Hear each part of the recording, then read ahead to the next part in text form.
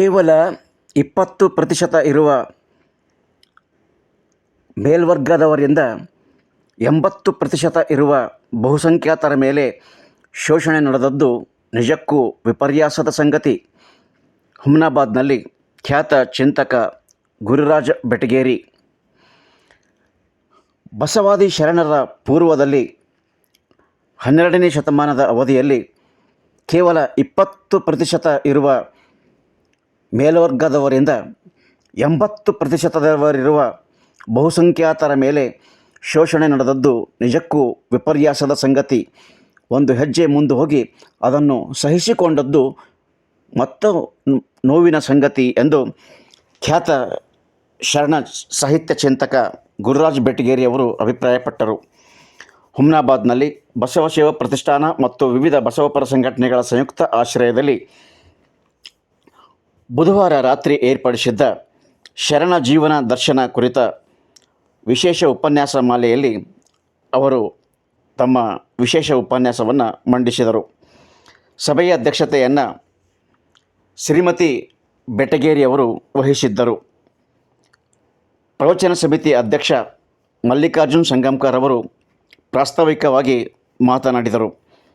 ಕಾರ್ಯಕ್ರಮದಲ್ಲಿ ಪ್ರತಿಷ್ಠಾನದ ಪ್ರಧಾನ ಕಾರ್ಯದರ್ಶಿ ಶರಣಬಸಪ್ಪ ಪಾರ ಮೊದಲಾದವರು ಇದ್ದರು. ಅನುಕೂಲಕ್ಕೆ ತಕ್ಕಂತೆ ಈ ವೈದಿಕ ಧರ್ಮದ ಆಚರಣೆಗಳನ್ನು ತಮ್ಮ ಧರ್ಮದಲ್ಲಿ ಅಳವಡಿಸಿಕೊಂಡು ಈ ಧರ್ಮದಲ್ಲಿ ಒಳ್ಳೆಯ ರೀತಿಯಿಂದ ಆಚರಿಸಿಕೊಂಡು ಬರತಕ್ಕಂಥ ಜನರ ದಿಶೆಯನ್ನು ಬದಲಾಯಿಸಿದರು. ಇದು ತಮ್ಮ ಸ್ವಾರ್ಥಕ್ಕೋಸ್ಕರ, ತಮ್ಮ ಅನುಕೂಲಕ್ಕೆ ತಕ್ಕಂತೆ. ಅದಕ್ಕೆ ಒಂದು ಒಳ್ಳೆಯ ಉದಾಹರಣೆ ಅಂದರೆ, ವೈದಿಕ ಧರ್ಮದಲ್ಲಿರ್ತಕ್ಕಂತಹ ಶ್ರೇಣೀಕೃತ ಸಮಾಜವನ್ನು ಇದರಲ್ಲಿ ತೋರಿಸಿದರು. ಹೀಗಾಗಿ ಆ ವೈದಿಕ ಧರ್ಮದಲ್ಲಿರ್ತಕ್ಕಂಥ ಶ್ರೇಣೀಕೃತ ಒಂದು ಸಮಾಜದ ವ್ಯವಸ್ಥೆ ಇದರಲ್ಲಿ ತೂರಿ ಬಂತು. ತತ್ಪರಿಣಾಮವಾಗಿ ಆ ಸಮಾಜದಲ್ಲಿ ವರ್ಣಭೇದ, ವರ್ಗಭೇದ, ಲಿಂಗಭೇದ, ವೃತ್ತಿಭೇದ, ಸ್ಪೃಶ್ಯ ಅಸ್ಪೃಶ್ಯತೆ ಅಂತಕ್ಕಂಥ ರೋಗಗ್ರಸ್ತ ಆಚರಣೆಗಳು ತುಂಬಿಕೊಂಡವು.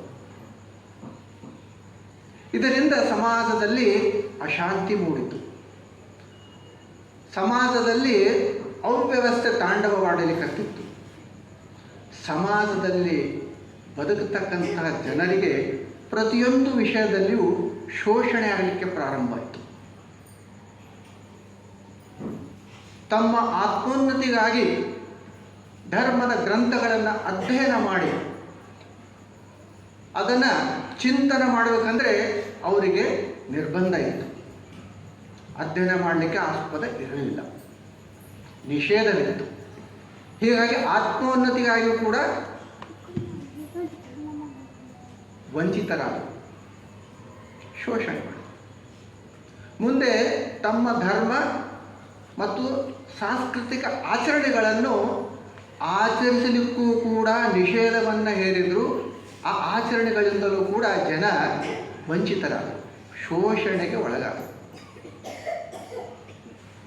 ಲಿಂಗಭೇದದ ಪರಿಣಾಮವಾಗಿ ಒಬ್ಬ ಮಹಿಳೆ ತನ್ನ ಧರ್ಮದ ಆಚರಣೆಗಳನ್ನು ಆಚರಿಸಲಿಕ್ಕೆ ಬರುವುದಿಲ್ಲ, ಅವಳಿಗೆ ನಿಷೇಧ ಇದೆ ಅಂತಕ್ಕಂಥ ಕಟ್ಟಪ್ಪಣೆಯನ್ನು ವಿಧಿಸಿ ಅವಳಿಗೆ ಧಾರ್ಮಿಕ ಆಚರಣೆ ಆಚರಿಸುವುದರಿಂದ ವಂಚಿತಳಾದಳು. ಆ ರೀತಿ ಅವಳನ್ನು ಶೋಷಣೆಯನ್ನು ಮಾಡಿದರು. ಮುಂದೆ ಉಚ್ಚ ನೀಚ ಅಂತಕ್ಕಂಥ ಭೇದದ ಬೀಜವನ್ನು ಬಿತ್ತಿ ಅವರು ಮಾಡ್ತಕ್ಕಂಥ ವೃತ್ತಿಯೂ ಕೂಡ ಉಚ್ಚ ವೃತ್ತಿ, ನೀಚ ವೃತ್ತಿ ಅಂತ ವಿಂಗಡಿಸಿ ವೃತ್ತಿಯ ಭೇದವನ್ನು ತಂದರು. ಸ್ಪೃಶ್ಯ ಅಸ್ಪೃಶ್ಯ ಅಂತಕ್ಕಂತಹ ವಿಷಬೀಜವನ್ನು ಬಿತ್ತಿ ಒಟ್ಟಲ್ಲಿ ಸಮಾಜದಲ್ಲಿ ಒಂದು ಅವ್ಯವಸ್ಥೆ, ದುರಂತಕ್ಕೆ ಈಡಾಯಿತು. ಒಂದು ವಿಷಯವನ್ನು ನಾವು ಗಮನಿಸಬೇಕು. ಯಾವಾಗ ಆ ವೈದಿಕ ಧರ್ಮ ಈ ಶೈವ ಧರ್ಮದ ಮೇಲೆ ಆಕ್ರಮಣ ಮಾಡಿ ಧರ್ಮ ಸಂಕರವಾಯಿತೋ ಅದಕ್ಕೆ ಮೂಲ ಕಾರಣ 4 ವರ್ಣಗಳ ವ್ಯವಸ್ಥೆ. ಆ 4 ವರ್ಣಗಳಲ್ಲಿ 4ನೇ ವರ್ಣದ ಜನಸಂಖ್ಯೆ ಸುಮಾರು 75ರಿಂದ 80%. ಆದರೆ ಆ ಮೇಲಿನ 3 ವರ್ಣದ ಜನಸಂಖ್ಯೆ ಹಾರ್ಡ್ಲಿ 15ರಿಂದ 20% ಅಷ್ಟೇ. ದುರಂತವೇನೆಂದರೆ 20% ಇರ್ತಕ್ಕಂಥ ಮೇಲಿನ 3 ವರ್ಣದ ಜನ 80% ಇರ್ತಕ್ಕಂಥ ಜನರನ್ನು ಸಮಾಜ ಬಾಂಧವರನ್ನು ನಿರಂತರವಾಗಿ ಶೋಷಣೆ ಮಾಡ್ತಾ, ಧಾರ್ಮಿಕವಾಗಿ ಶೋಷಣೆ, ಸಾಮಾಜಿಕವಾಗಿ ಶೋಷಣೆ, ವೃತ್ತಿಯಿಂದ ಶೋಷಣೆ, ಆರ್ಥಿಕ ವ್ಯವಸ್ಥೆಯಿಂದ ಶೋಷಣೆ, ಪ್ರತಿಯೊಂದರಲ್ಲೂ ಶೋಷಣೆ ಮಾಡಿದ್ರು. ಇದು ದುರಂತ. 20% ಜನ 80% ಜನ ಬಹುಜನ ಓದ್ತಕ್ಕಂಥ ಜನರನ್ನು ಶೋಷಣೆಗೆ ಒಳಪಡಿಸಿದರು. ಅಂಥ ದುರಂತ.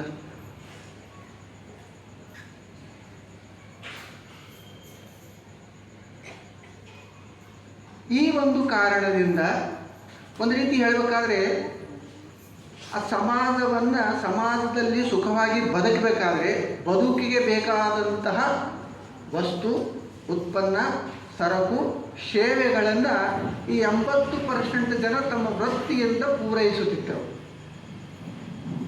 ಕುಂಬಾರ, ಕಂಬಾರ, ನೇಕಾರ, ಬಡಿಗ, ಸಮಗಾರ, ಮಾದಿಗ, ಹೂಗಾರ, ಸಿಂಪಿಗ, ಉಪಾರ, ಹೀಗೆ ಅನೇಕ ವೃತ್ತಿಯನ್ನು ಮಾಡಿಕೊಂಡಿರ್ತಕ್ಕಂತಹ ಈ ಸಮಾಜದ 80% ಜನ ತಮ್ಮ ವೃತ್ತಿಯಿಂದ ಉತ್ಪಾದನೆಯನ್ನು ಮಾಡಿ ಆ ಸಮಾಜಕ್ಕೆ ಒದಗಿಸ್ತಿದ್ರು. ಈ ಸಮಾಜ ಪೂರ್ತಿ ಬದುಕಲಿಕ್ಕೆ ಇವರ ಉತ್ಪಾದನೆವೇ ಆಧಾರವಾಗಿತ್ತು. ಒಂದು ರೀತಿಯಿಂದ ಈ 80% ಜನ ಸ್ವಾವಲಂಬಿಯಾಗಿ ಬದುಕುತ್ತಿದ್ದರು. ಅವರ ಬದುಕು ಸ್ವಾವಲಂಬಿಯ ಬದುಕಾಗಿತ್ತು. ಆ ಮೇಲಿನ 20% ಜನರಿಗೆ ಇವರು ದುಡಿಯದೇ ಇದ್ದರೆ ಅವರಿಗೆ ಅನ್ನ ಸಿಗ್ತಿರಲಿಲ್ಲ. ಇವರು ಬಾವಿಯನ್ನು ತೋಡಿ ನೀರು ಹೊಯ್ಯದೇ ಇದ್ದರೆ ಅವರಿಗೆ ಕುಡಿಯಲು ನೀರು ಸಿಗ್ತಿರಲಿಲ್ಲ. ಇವರು ಮನೆಯನ್ನು ಕಟ್ಟಿ, ಅರಮನೆಯನ್ನು ಕಟ್ಟಿ ಕೊಡದಿದ್ದರೆ ಅವರಿಗೆ ವಾಸಿಸಲು ಮನೆ ಇರಲಿಲ್ಲ. ಈ ವರ್ಗದ ಜನ ಬಟ್ಟೆಯನ್ನು ನೇಯ್ದು ಅವರಿಗೆ ಒದಗಿಸದಿದ್ದರೆ ಅವರ ಮಾನ ಮುಚ್ಚಿಕೊಳ್ಳಲು ಬಟ್ಟೆ ಇರುತ್ತಿರಲಿಲ್ಲ. ಅವರಲ್ಲಿರುತ್ತಿದ್ದ ದನಕರುಗಳನ್ನು ಸ್ವಚ್ಛ ಮಾಡಿ ಹಾಲನ್ನು ಹಿಂಡಿ ಈ ವರ್ಗದ ಜನ ಕೊಡದೇ ಇದ್ದಾಗ ಅವರಿಗೆ ಹಾಲು, ಮೊಸರು, ಬೆಣ್ಣೆ, ತುಪ್ಪ ಸಿಗ್ತಿರಲಿಲ್ಲ.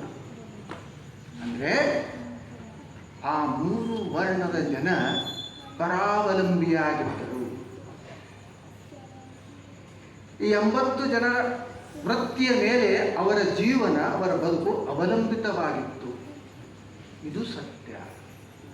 ಹೀಗಿದ್ದರೂ ಕೂಡ ಆ 3 ವರ್ಣದ ಜನರೇ 80% ಜನರನ್ನು ಶೋಷಣೆ ಮಾಡ್ತಾ ಬಂದರು ಸುಮಾರು ವರ್ಷಗಳವರೆಗೆ. ಈ ಶೋಷಿತ ಸಮಾಜದ ಆ ಶೋಷಣೆ, ಆ ಭೇದಗಳು, ಆ ಧಾರ್ಮಿಕ ವಂಚನೆಗಳು ತುಂಬಿ ತುಳುಕ್ತಾ ಇತ್ತು. ಅದು ಒಂದು ಪೀಕ್ ಲೆವೆಲ್ ಬಂದಿತ್ತು. ಅಂತಹ ಸಮಯದಲ್ಲಿ 1134ರಲ್ಲಿ ಒಬ್ಬ ಶಿಶುವಿನ ಜನ್ಮವಾಗುತ್ತೆ. ಕರ್ನಾಟಕದ ಬಿಜಾಪುರ ಜಿಲ್ಲೆಯ ಬಾಗೇವಾಡಿಯಲ್ಲಿ ಒಬ್ಬ ಶಿಶುವಿನ ಜನ್ಮ ಆಗುತ್ತೆ. ಹಾಗೆ ಅದನ್ನು ನೋಡಿ ಕಂಡು ಒಂದು ವ್ಯವಸ್ಥಿತವಾಗಿರ್ತಕ್ಕಂತಹ ಸಮಾಜವನ್ನು, ಲಿಂಗಾಯತ ಧರ್ಮವನ್ನು ಹುಟ್ಟು ಹಾಕಲಿಕ್ಕೆ ಮೂಲಕರ್ತ ವಿಶ್ವಗುರು ಬಸವಣ್ಣ ಬರ್ತಕ್ಕಂಥ ಮಾತನ್ನು ಅನೇಕ ವಚನಗಳನ್ನು ಆಧಾರವನ್ನು ಮಾಡಿಟ್ಟುಕೊಂಡು ಬಹಳ ಸೂಕ್ತವಾಗಿ, ಅರ್ಥಪೂರ್ಣವಾಗಿ ತನ್ನ ಅನುಭವವನ್ನು ಹಂಚಿಕೊಂಡಿರ್ತಕ್ಕಂಥ ಆತ್ಮೀಯ ಶರಣ ಸಹೋದರರಾದ ಗುರುರಾಜ್ ಬಟಗೇರಣ್ಣವರಿಗೆ ಬಸವ ಸೇವಾ ಪ್ರತಿಷ್ಠಾನ ವತಿಯಿಂದ, ಬಸವ ಪರ ಸಂಘಟನೆ ವತಿಯಿಂದ ಅವರಿಗೆ ಅನಂತ ಶರಣಾರ್ಥಿಗಳನ್ನು ತಿಳಿಸುತ್ತಾ, ನಾಳಿನ ಅನುಭವದ ಲಿಂಗನುಡಿಯನ್ನು ನುಡಿದಿರುವ ಅಖಿಲ ಭಾರತ ಶರಣ ತೃತೀಯಂತು ತತ್ವ ಬ್ರಹ್ಮಾಂಡವೆಲ್ಲ ಗುಣನಿಧಿ ಚಿರಾನಂದ ಬಸವಂಗೆ ಭಕುತನಾದೆನು ಗುರುವೆ